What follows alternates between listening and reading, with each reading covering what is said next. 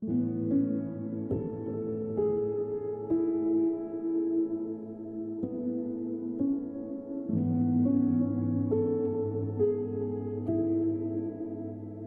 pagi Bapak Ibu Saudara sekalian, apa kabarnya? Saya berharap semua dalam keadaan baik dan dalam keadaan sehat.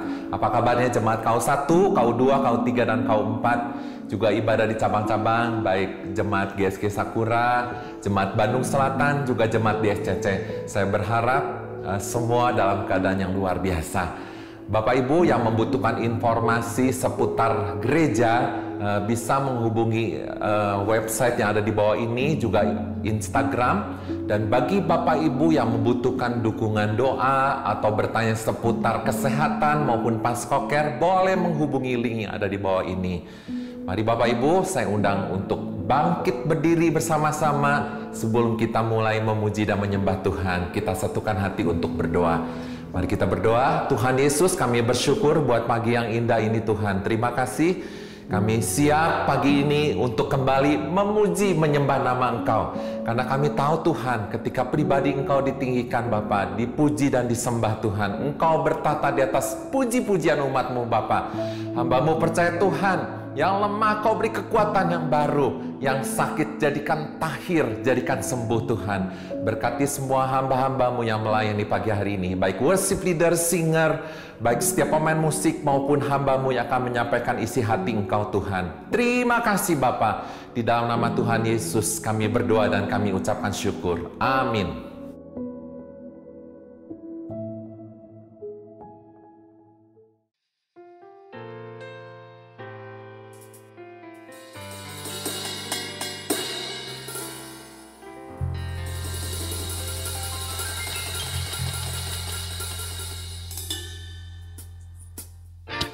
Shalom Bapak Ibu Saudara yang dikasihi Tuhan.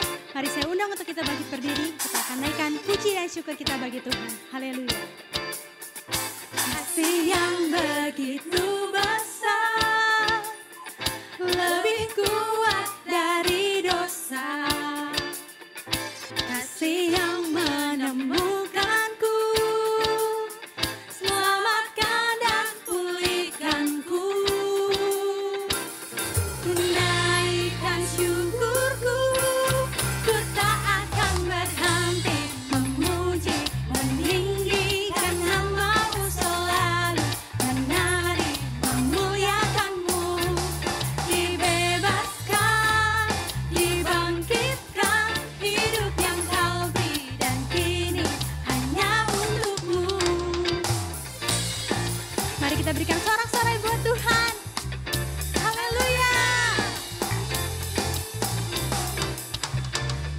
Yang begitu besar, lebih kuat dari dosa. Kasih yang menemukanku, selamatkan dan pulihkanku. Ku naikkan syukurku, ku tak akan berhenti memuji, meninggikan nama-Mu selalu, menari, memuliakan-Mu. Dibebaskan, dibangkitkan, hidup yang Kau beri dan kini hanya untuk-Mu. Takkan berhenti memuji, meninggikan nama-Mu selalu, menari, memuliakan-Mu. Dibebaskan, dibangkitkan, hidup yang Kau beri dan kini hanya untuk-Mu. Mari naikkan syukur kita bagi Tuhan, sebab Dia yang layak menerima segala puji dan syukur kita.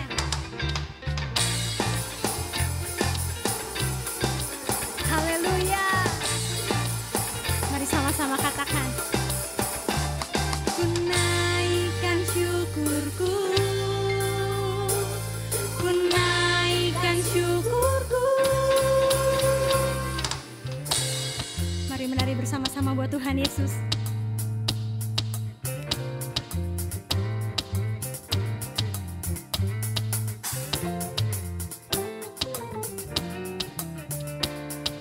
Kita naikkan syukur kita bersama-sama.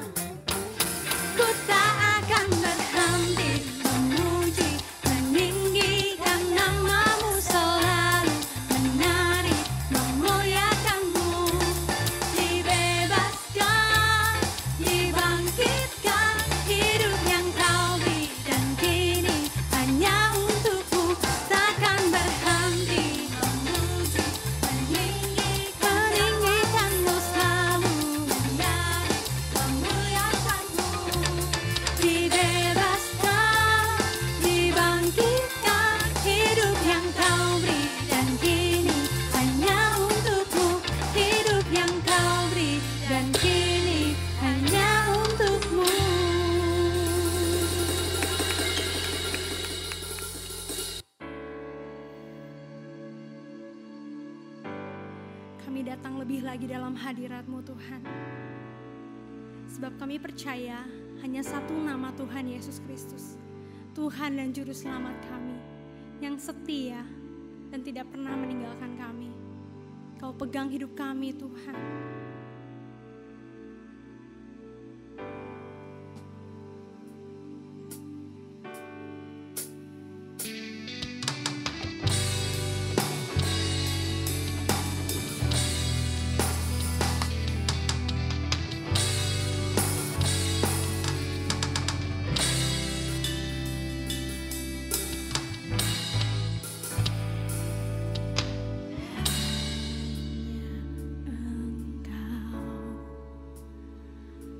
Juru selamatku, Tuhan, Kau setia padaku.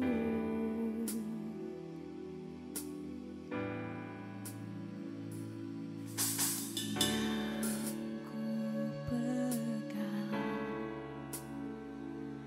hanya janji-Mu,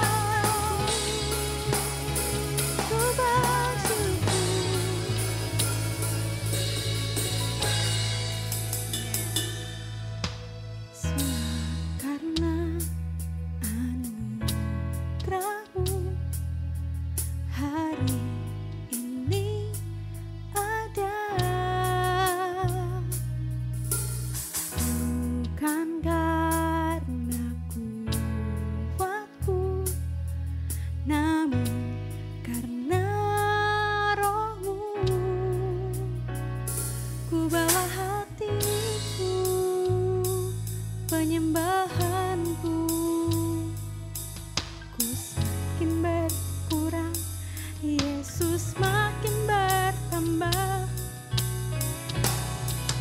Mengikut Yesus, itulah kesukaan hatiku.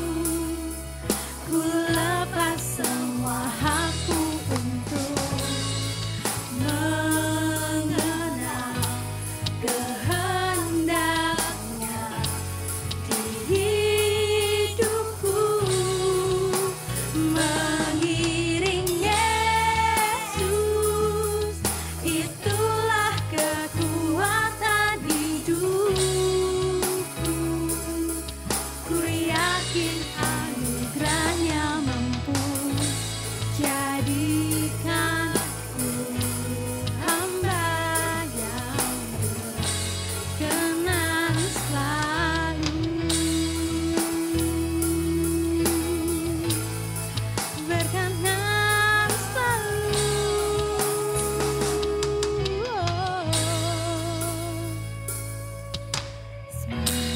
Karena anugerahmu hari ini ada, bukan karena kuatku, namun karena Roh-Mu.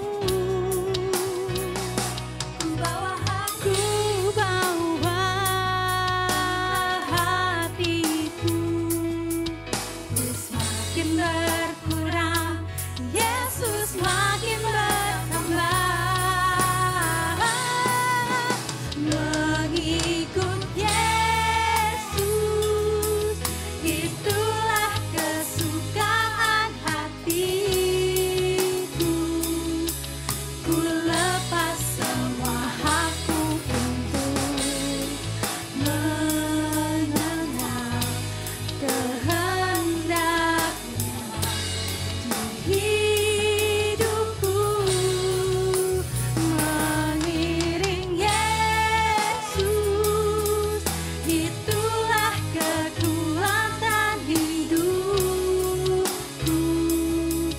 Ku yakin anugerahnya mampu jadikanku hamba yang berkenan selalu.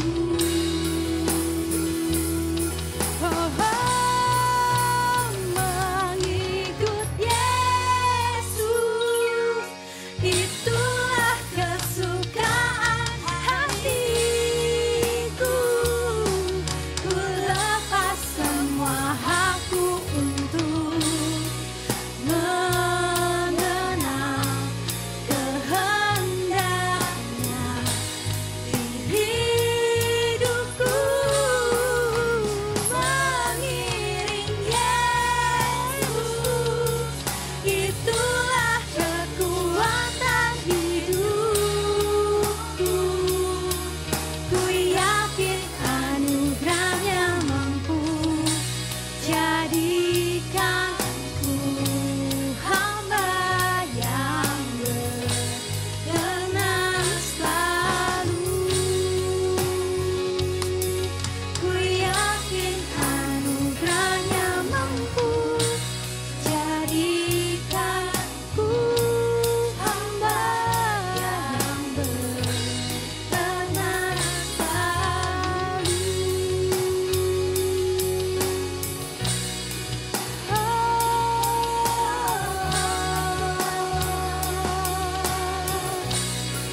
Ku mau berkenan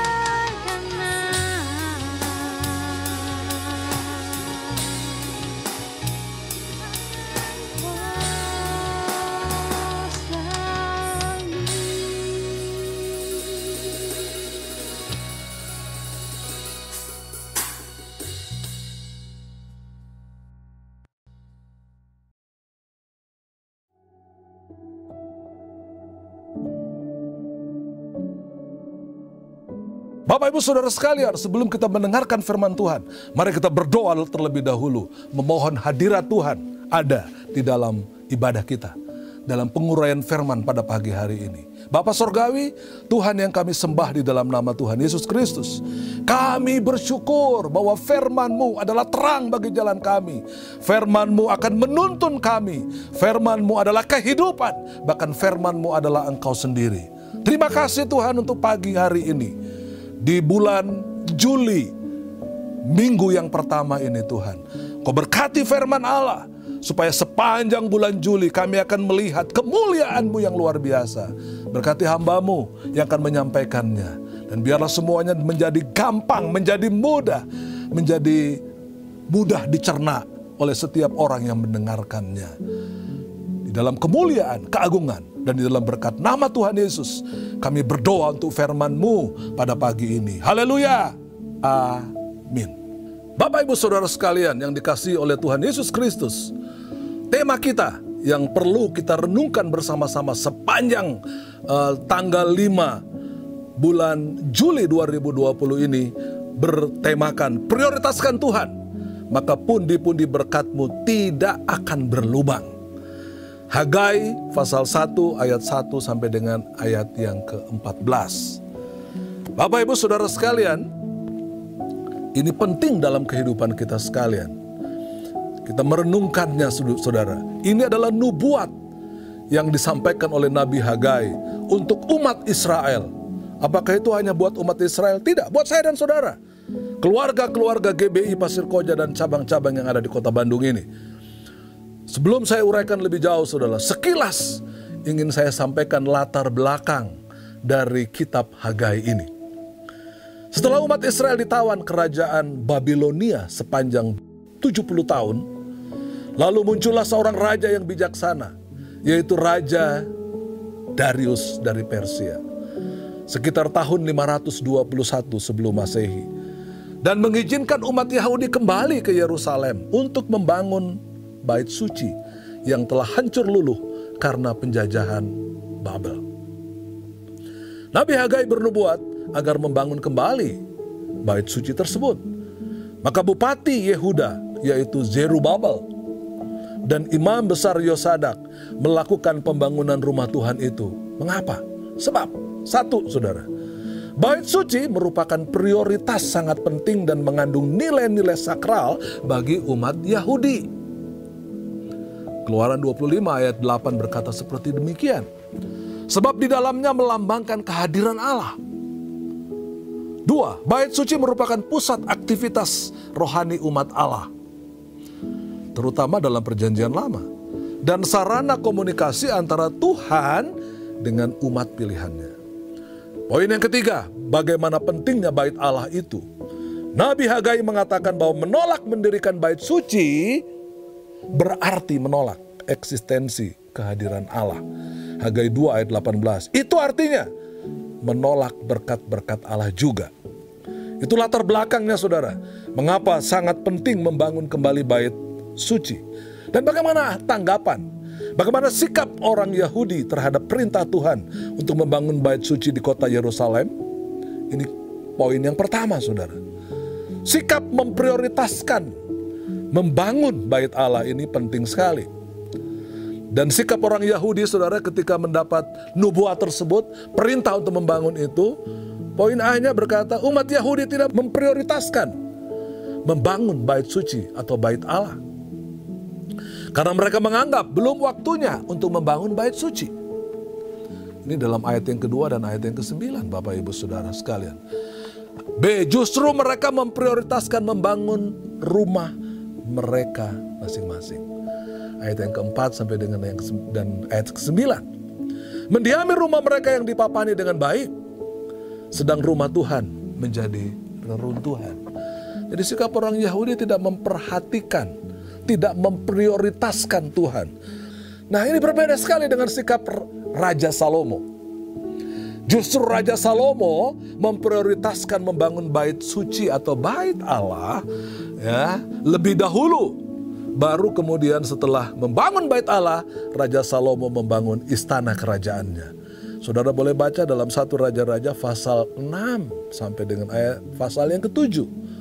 Ini hal yang sangat luar biasa bagi siapapun saudara. Jangan membangun mesbah pribadi kita duluan. Jangan membangun rumah kita duluan seperti dikatakan oleh firman Tuhan tadi, saudara. Tapi memprioritaskan Tuhan. Ini sikap orang Yahudi, saudara. Nah, poin yang kedua, saudara. Bagaimana sikap dan tindakan Tuhan atas tindakan mereka tersebut? Ya, persamaannya terdapat di dalam Matius 21 ayat 12 sampai dengan ayat yang ke-13. Saya ingin membacakan juga kepada saudara sekalian pada pagi hari ini. Matius pasal 21 ayat 12 sampai dengan ayat yang ke-13. Berbunyi seperti demikian, saudara. Ketika Yesus memasuki bait Allah, dia melihat orang-orang di depan bait Allah itu, saudara, di halaman bait Allah.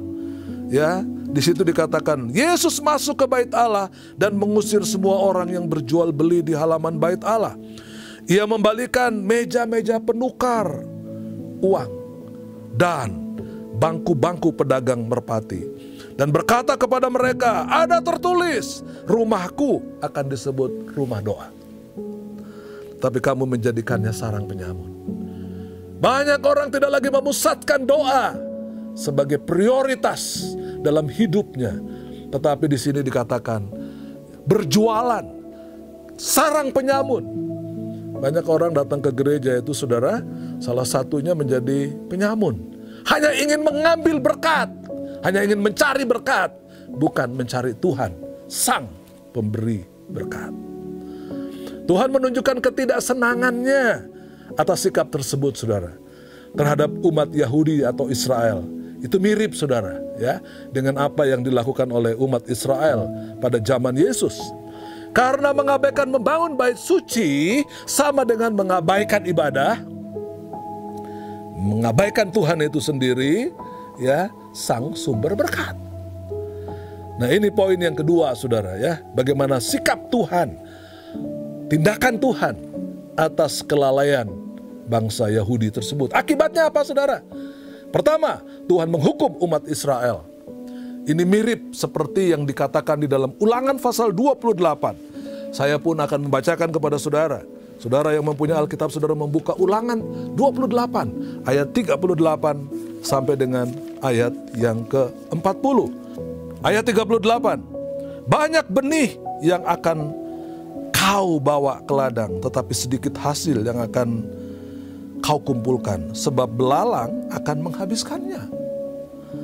39 kebun-kebun anggur akan kau buat dan kau usahakan, tetapi engkau tidak akan meminum dan menyimpan anggur, sebab ulat akan memakannya.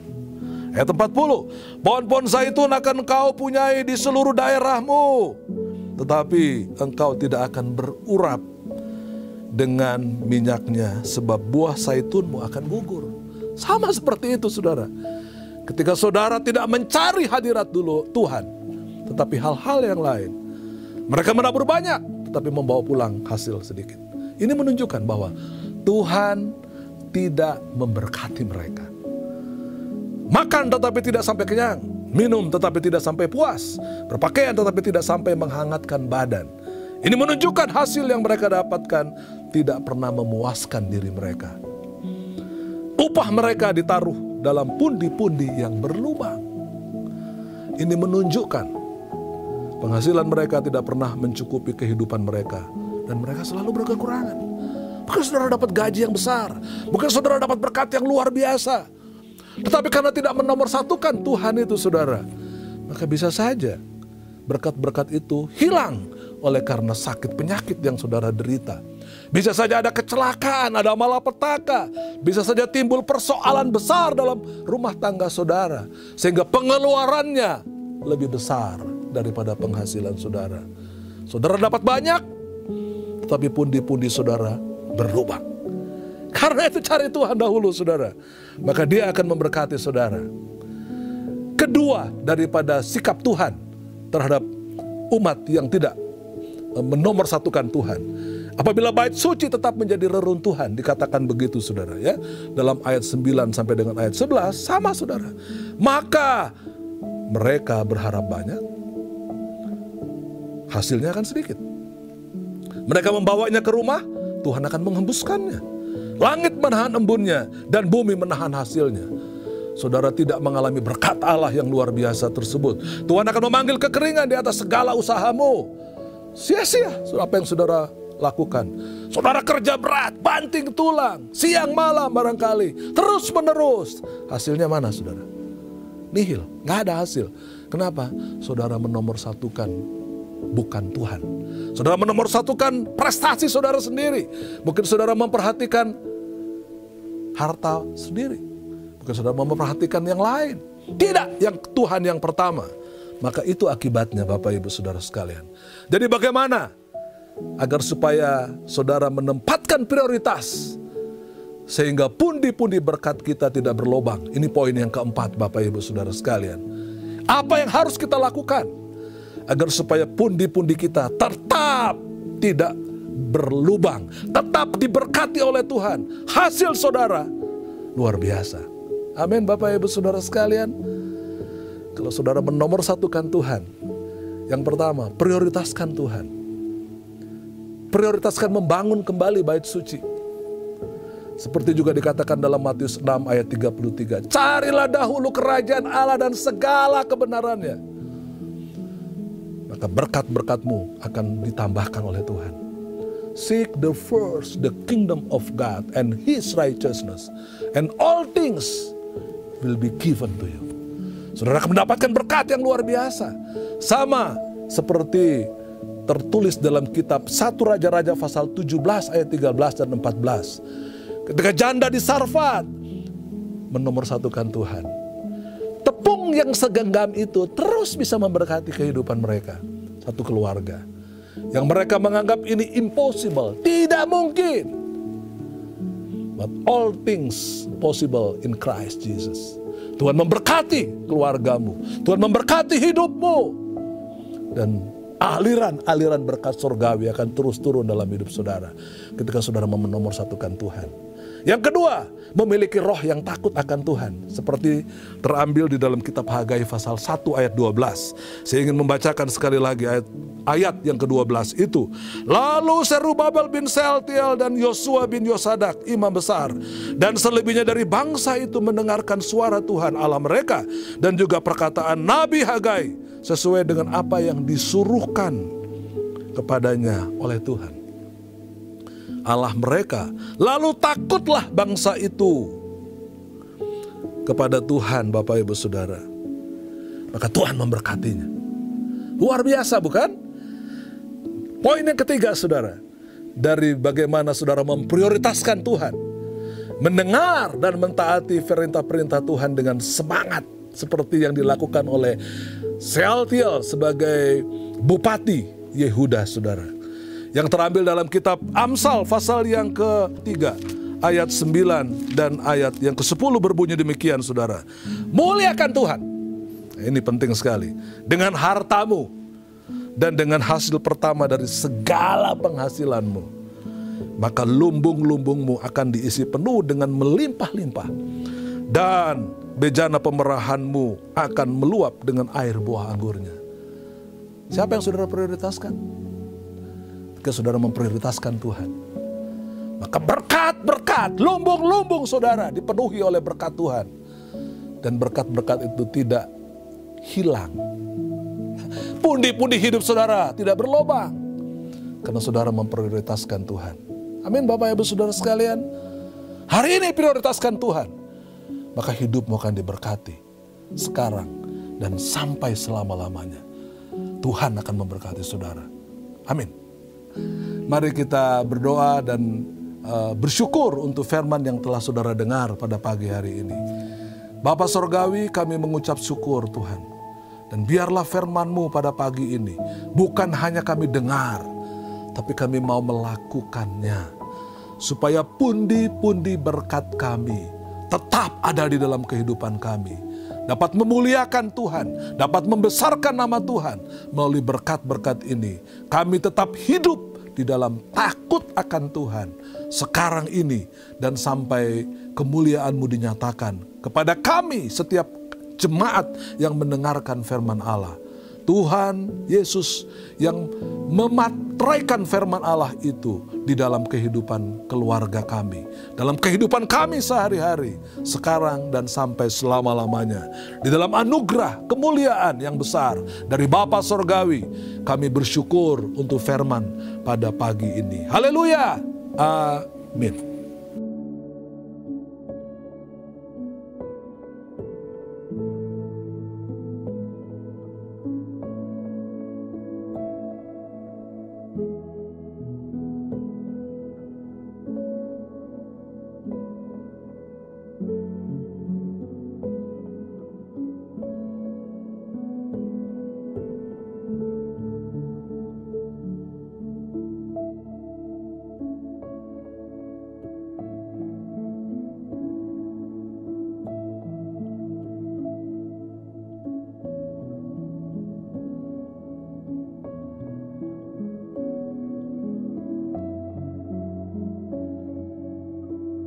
Shalom jemaat Tuhan, pada bulan Juli ini kita memasuki Kapita Selecta.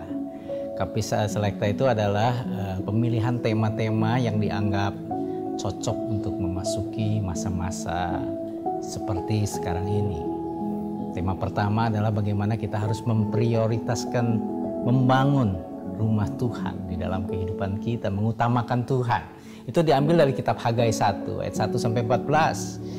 Di sana kita diminta untuk memperhatikan kehidupan rohani kita. Jadi membangun rumah Tuhan bukan hanya membangun gedung, tetapi membangun kerohanian kita di masa-masa yang sulit ini.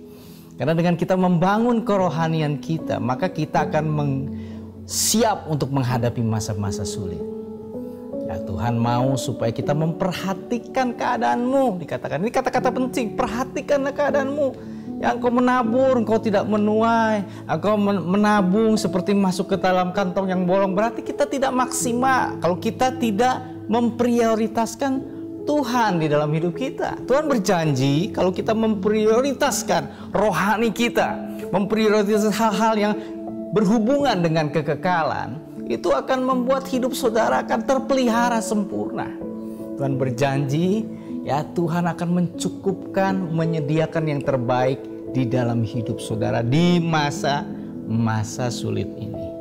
Itulah sebabnya saudaraku, ayo bangun rohani saudara, sediakan waktu untuk menyembah Tuhan, untuk berdoa bersama keluarga. Ya, saudara, kehidupan pribadi saudara, cari Tuhan supaya roh saudara menjadi kuat. Itulah sebabnya dilanjutkan kemudian pada tema yang kedua tentang Abraham. Itu ada dalam kitab Kejadian 22 ayat 1 sampai 19. Dikatakan Abraham, saudaraku, berani mempersembahkan yang terbaik di dalam hidupnya.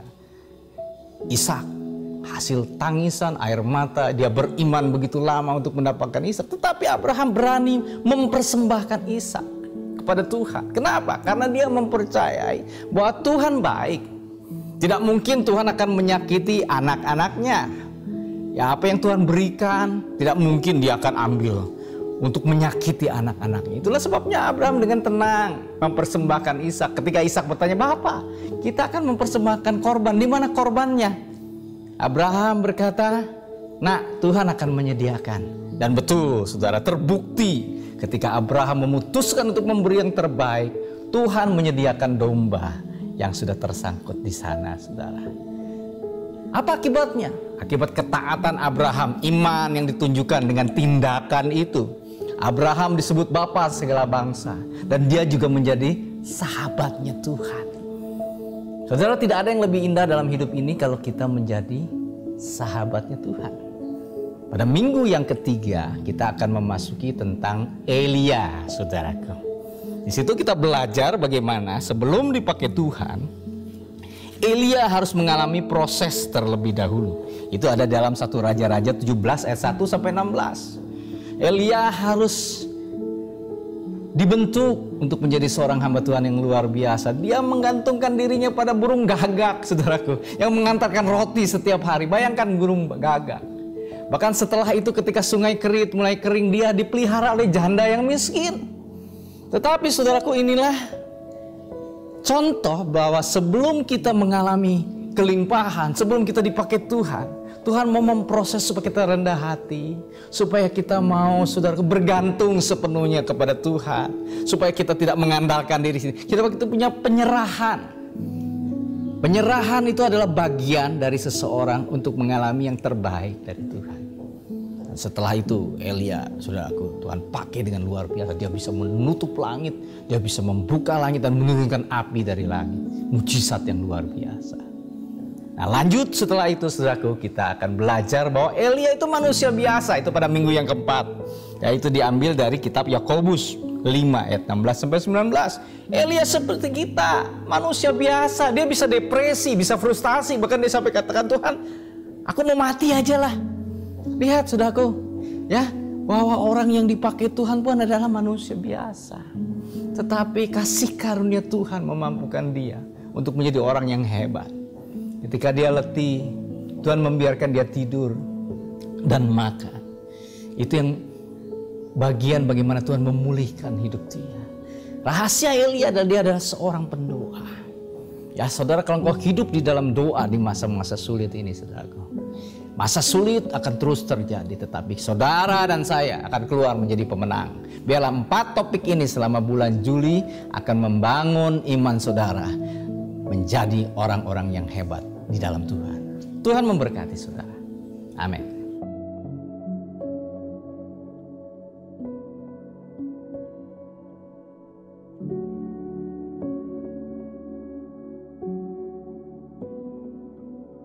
Puji Tuhan, firman Tuhan yang luar biasa yang boleh membangun iman kita pada pagi hari ini. Saya percaya iman yang memberi kekuatan buat kita pada pagi hari ini.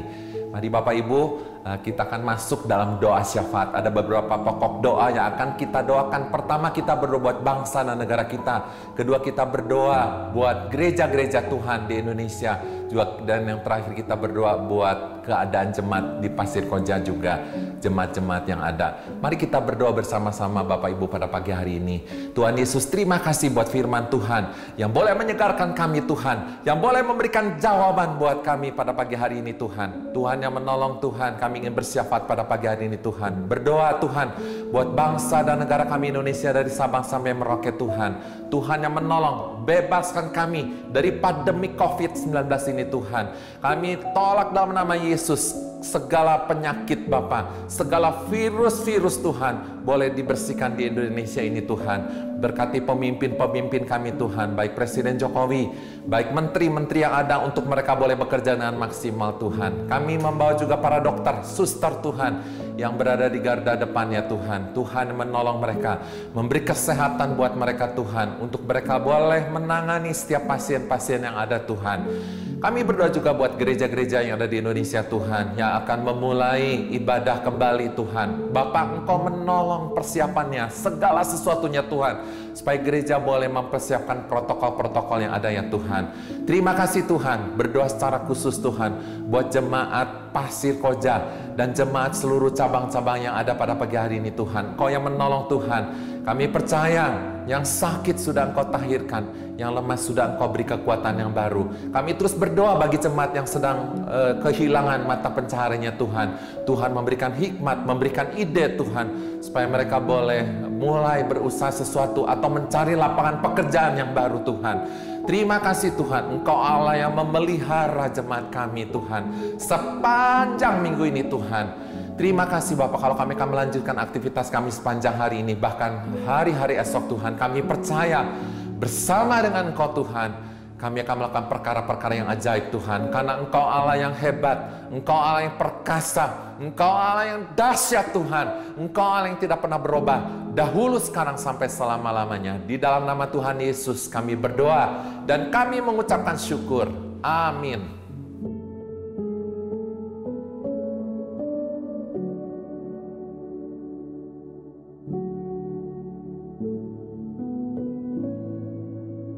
Sebelum kita mengakhiri ibadah kita pada pagi hari ini, saudara, sebelum kita meninggalkan tempat di mana saudara duduk pada saat sekarang ini, saudara boleh lihat teman-teman kiri kanan saudara. Saya percaya mereka diberkati oleh Tuhan, saudara juga diberkati oleh Tuhan. Karena itu Bapak Ibu Saudara, respon kita adalah biarlah melalui harta, melalui penghasilan, melalui berkat itu, maka pundi-pundi kita tidak berlubang, bahkan terus-menerus diberkati oleh Tuhan. Mari kita angkat tangan kita sama-sama saudara, untuk menerima berkat dari Bapa Surgawi. Tuhan memberkati dan melindungi engkau sekalian. Tuhan menyinari engkau dengan wajahnya dan memberikan kasih karunia-Nya. Tuhan menghadapkan wajahnya dan memberikan kepada engkau sekalian damai sejahtera. Kekasih-kekasih Allah, orang-orang yang diberkati oleh Tuhan Yesus Kristus, tetaplah di tempatmu. Terus hidup di dalam anugerah Tuhan bersama keluarga, teman-teman handetolan di dalam hidupmu. Karena kesanalah Allah akan mencurahkan berkat-Nya. Kasih karunia dari Allah Bapa di sorga, cinta kasih Tuhan Yesus Kristus, dan persekutuan Roh Kudus menyertai saudara sekalian pagi ini dan terus kekal sampai Maranatha. Tuhan memberkati saudara. Haleluya. Amin.